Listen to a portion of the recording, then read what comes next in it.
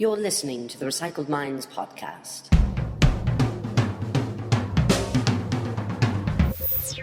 The Recycled Minds podcast. Recycled Improv, Minds. comedy, and life.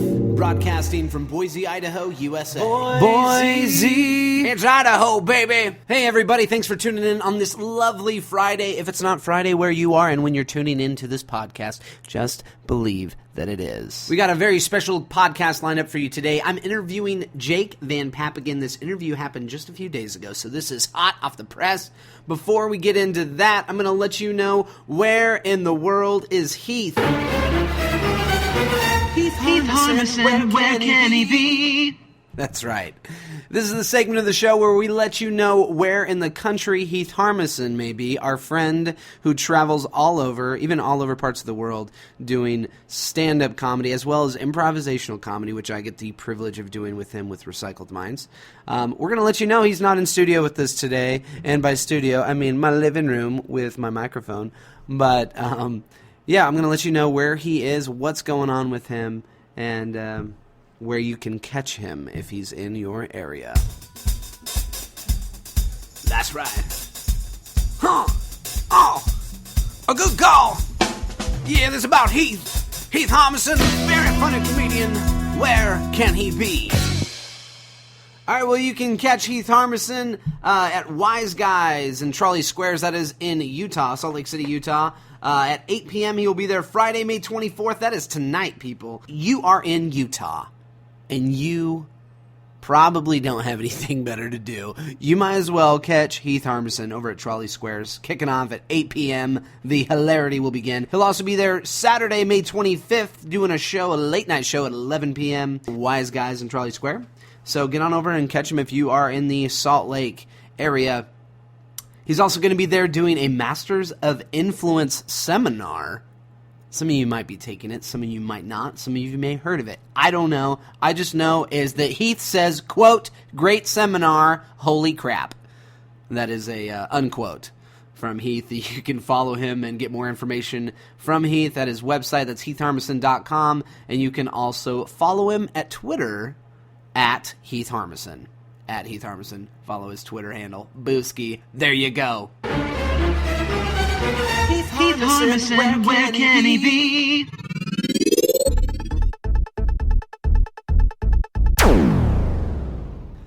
I went down to the hustle and bustle of downtown Boise, Idaho, where I met with Jake Van Paepeghem, the very talented guitar player, master of jazz, he might deny it, but he's amazing. I don't really play guitar very well, but I know that when he plays it, amazing things happen. So here I am with Jake Van Paepeghem. The following podcast was recorded Sunday, May 19th. Jake, thanks for being on the podcast today. Thanks for having me again, Sean. Yeah, absolutely. So we are downtown Boise right now, sitting at the Thomas Hammer coffee shop.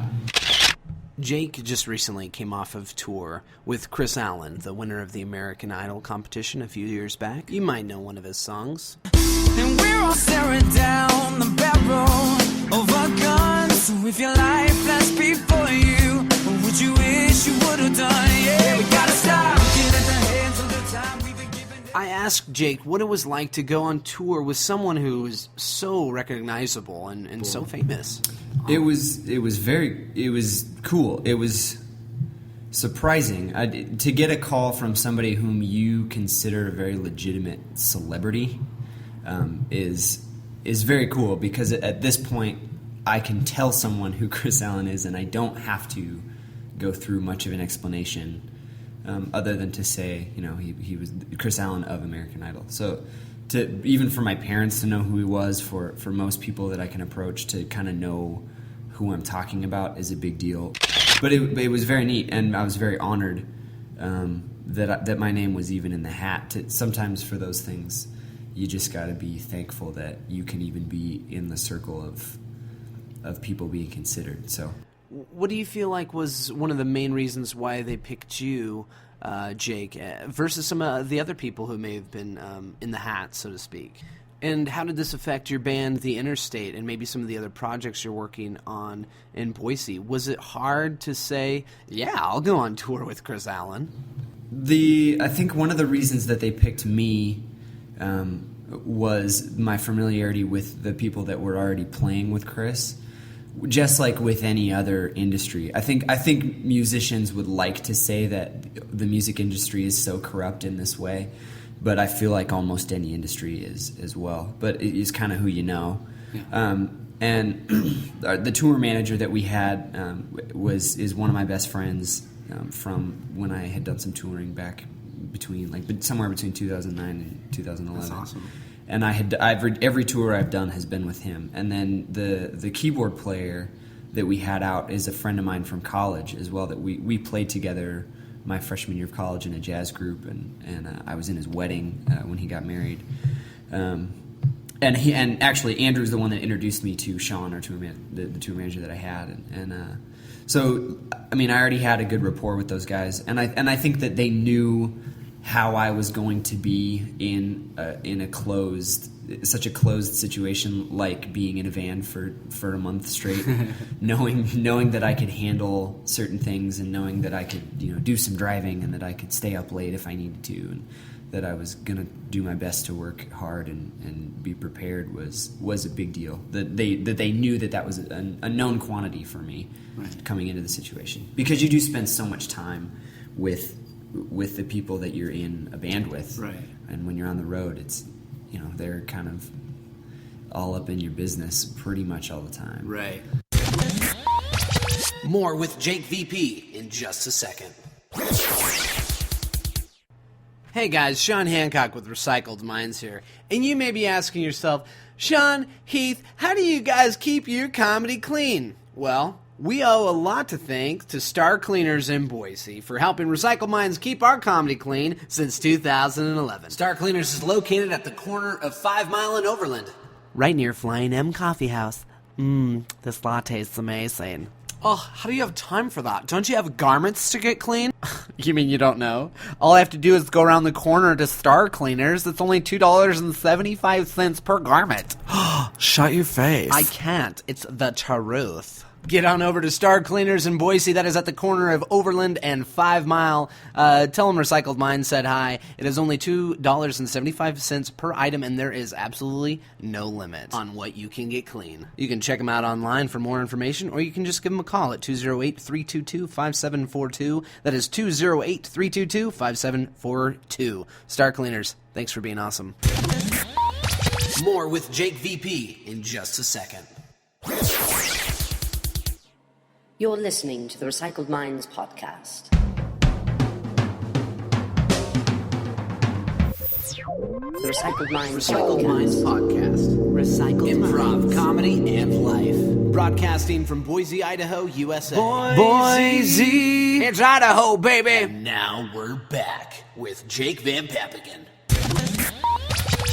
You've been listening to an interview with Jake Van Paepeghem from the Interstate Band. I'm sitting in with him with studio today as we are talking about his time on tour with Kris Allen. And Jake, what was one of your favorite spots? What was one of your favorite stops along the way? We had a really good couple of days in Chicago. We stopped in Chicago. We got there pretty early afternoon and kind of had our sound check in a really cool hall called the Lincoln Theater, which does not sound, it's not as big as it sounds. It wasn't a full-on theater, but it was a really cool, smaller club that was very well taken care of and well run. And I think that was at the point in the tour. That was maybe like the 6th show that I had played with Kris. And we had kind of hit a stride at that point as far as, things were grooving, and I was figuring out what I was going to be playing, which, sidebar, Kris really let me do a lot of things that other band leaders wouldn't necessarily, give artistic license to sometimes, because that's a scary thing. Is that like improvising a little bit? Well, just, kind of being able to write some of my own guitar parts instead of him handing me his CD and saying, play this exactly like it was on the record, or else me and my producer are going to be really mad. It was just kind of like, this is the basic structure. This is kind of the feel that we're going for. Whatever you can do to contribute to the groove that we're trying to set. And so it allowed me to be to get creative with things, as well as switch it up every night, which ended up being really fun. But anyway, in Chicago, we played great. The crowd was really, really responsive, and these were all acoustic shows. Bit of an exposition. They were all acoustic. So it's hard for a crowd to really be like hoorah and get going nuts, which helps us a lot when a crowd is that way. But the Chicago crowd was just really, really into it. They sang every word and were very responsive to everything we were doing, and that just felt really fun. And Kris's wife was out for that weekend. She came up to visit us and was hanging out for those couple days, and we stayed at the Hard Rock Hotel in downtown Chicago, which was really fun, just to see a lot of the Chicago music history that they had there. And the next day we had a day off, and the Chicago White Sox actually gave us some free tickets to the baseball game they were having that day, so we got some really great seats to a baseball game, and so it was just a couple of days where everything seemed to just kind of click, and it was exciting because I think our personalities were 100% kind of just on a good level, and musically it was all really clicking really well. You've been listening to an interview with Jake Van Paepeghem from the Interstate Band. I'm sitting in with him with studio today as we are talking about his time on tour with Kris Allen. If you aren't following Jake VP on Twitter yet, now is your chance.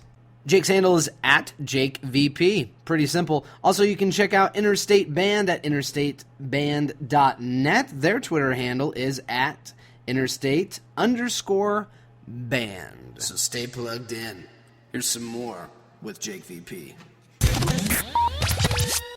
Was there some type of dilemma that you faced as far as choosing to actually go on tour? Because I remember having a conversation with you about it, and the simple fact that you take a risk going on tour. I mean, here in Boise, you play with another band, and you play throughout the week, maybe with other musicians or in other venues, and you also have a job as well. And so to take that time off to go on tour for 6 weeks or 8 weeks, however long it was, that's making a choice. That's stepping outside of your comfort zone. And I think, like I said, we often face some type of fear in our life, whether it's the fear of success or the fear of failure even. And I was just wondering if you had some type of dilemma that you would want to share. Expound upon. Yeah, no, I think you're on to the fear of both success and failure. Jake had to ask himself a question.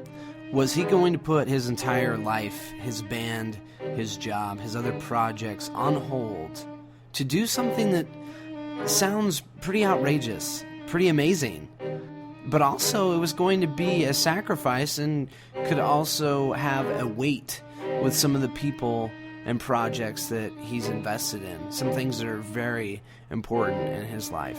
And I don't know if those of you who are listening deal with that in your own life or in your own career or choices that you have coming up. Some of you may not, but some of you might be dealing with that right now. And I think Jake gives some really good insight. Because I think for me to even continue to go ahead and say, yeah, go on, Sean, continue to put my name in the hat, is kind of like, in my head, it's like, well, I'm probably not going to get it, so I might as well just put my name in anyway. But then it's like, but what if I do get it? Then I shouldn't, if I even think I'm going to get it, I shouldn't put my name in, And the cool thing about, and there were a lot of people that I consulted with this. The boss my boss at the company that I work for, and my bandmates in Interstate, which Interstate is the project that my heart is in, like 100%. That's the thing that if I could do anything, it would be Interstate forever. But and that's what we're working on. But I wanted to consult those guys as to how that was going to affect that. With work, I was incredibly blessed to have them say, this is a great opportunity. We want to be able to do this for you. Right. So, we will do our best to make sure you have your job when you come back, which in my opinion, was the biggest risk at the time, because it's a financial risk and it's kind of a well-being thing to